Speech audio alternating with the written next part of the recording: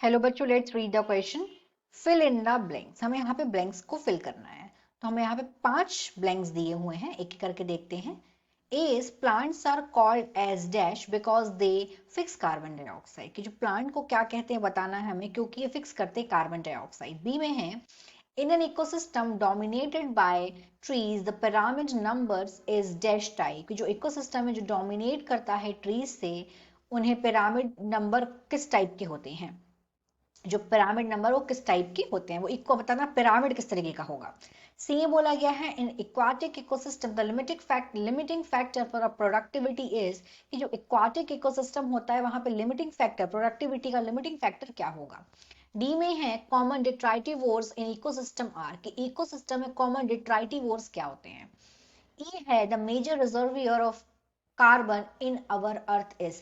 कि अर्थ का major reservoir carbon का कहाँ पे है। 4 ऑप्शंस हैं, ए 1 2 3 4। हाँ बताइए कहाँ पे प्रोड्यूसर आएगा, कहाँ पे कंज्यूमर्स आएगा, कहाँ पे अपराइट आएगा, कहाँ पे स्पिंडल आएगा, कहाँ लाइट आएगा, कहाँ कार्बन डाइऑक्साइड आएगा, कहाँ ओशन आएगा, कहाँ एटमॉस्फेयर आएगा।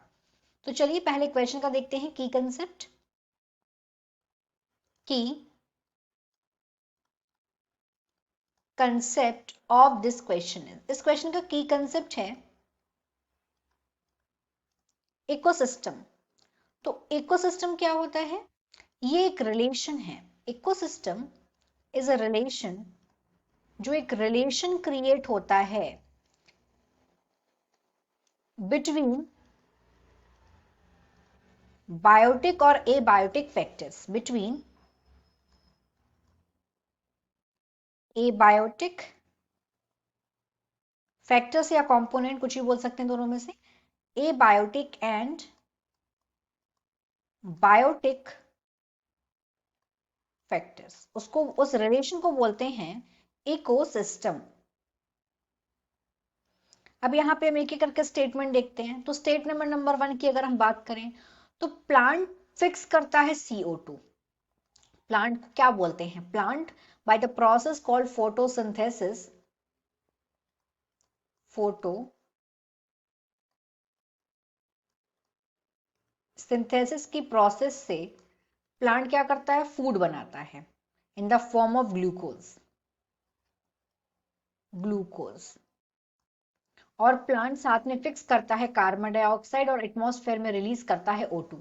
प्लांट्स को बोलते हैं क्योंकि प्लांट क्या कर रहा है, प्रोड्यूस कर रहा है, खुद अपने खाने को भी प्रोड्यूस कर रहा है और कंज्यूमर प्लांट से प्लांट्स पर क्या कर रहे हैं, फीड कर रहे हैं। तो प्लांट्स को बोलते हैं प्रोड्यूसर्स। नेक्स्ट देखते हैं बी में क्या होगा ब्लैंक में। बी में बात हो रही है एक ऐसे इकोसिस्टम की जो डोमिनेट कर रहा है ट्री से। तो उस इकोसिस्टम को बोलेंगे फॉरेस्ट इकोसिस्टम। ऐसे इकोसिस्टम को फॉरेस्ट इकोसिस्टम बोला जाता है। और फॉरेस्ट इकोसिस्टम में अगर हम बात करें तो यहाँ पे लार्ज साइज के ट्रीज होते हैं, इसीलिए इसकी वजह से इसका जो बेस है वो पिरामिड रहता है। अब हम बात करें अगर हार्बीवोरस की, जैसे कि फ्रूट ईटिंग बर्ड हो गया, डियर हो गया, एलिफेंट हो गया, ये प्राइमरी कंज्यूमर होंगे।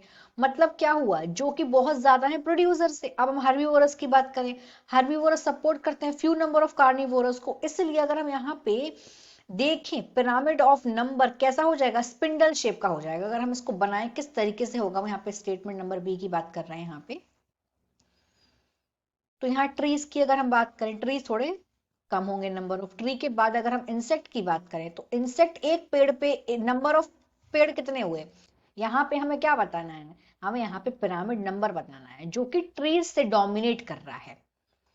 तो ट्री हो गया, पहले ट्री तो एक हुआ, ट्री पर रहने वाले कीड़े बहुत सारे होंगे तो उसका नंबर ज्यादा हो गया। उसके बाद ट्री कीड़ों को खाने वाली बर्ड्स हो गई, बर्ड्स बर्ड्स के नंबर इंसेक्ट के कंपैरिजन में कम होंगे। सबसे पहले हुआ ट्री, एक पेड़।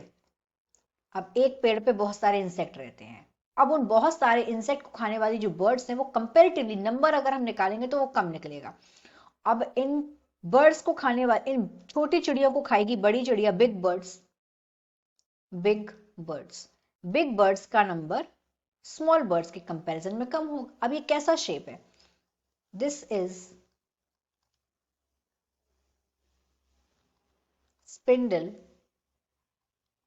शेप्ड। अब हमने ये बनाया है पिरामिड ऑफ नंबर का। नेक्स्ट पे आते हैं। नेक्स्ट में बात हो रही है एक्वाटिक इकोसिस्टम में जो लिमिटिंग फैक्टर है प्रोडक्टिविटी का, वो क्या है। तो अगर हम एक्वाटिक इकोसिस्टम की बात करें तो यहाँ पे अगर हम ओशन की बात करें तो एकदम नीचे, जब एकदम गहरा ओशन आ जाता है तो एकदम नीचे में क्या नहीं पहुंच पाती है, लाइट नहीं पहुंच पाती है।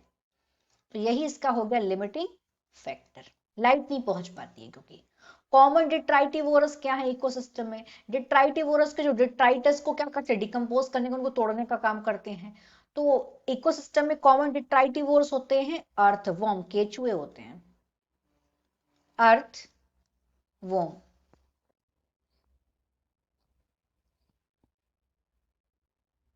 नेक्स्ट की बात करते हैं। जो मेजर रिजर्वियर है कार्बन का अर्थ में, वो कहाँ पे है। तो 71% जो मेजर रिजर्वियर है कार्बन कार्बन का, वो ओशियन में है।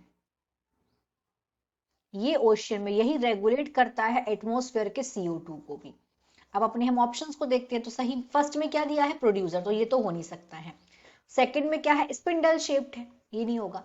थर्ड वाले में क्या है, लाइट लिमिटिंग फैक्टर होता है। डी में क्या है, अर्थफॉर्म, और ई में हमें एटमॉस्फेयर और ओशन में कंफ्यूज नहीं होना है। ओशन में मेजर रिजर्वियर होता है कार्बन का, और यही रिजर्वियर कितने परसेंट, लगभग 70% होता है, अप्रोक्सीमेटली 70% होता है, और यही रेगुलेट करता है एटमॉस्फेयर के भी कार्बन डाइऑक्साइड को।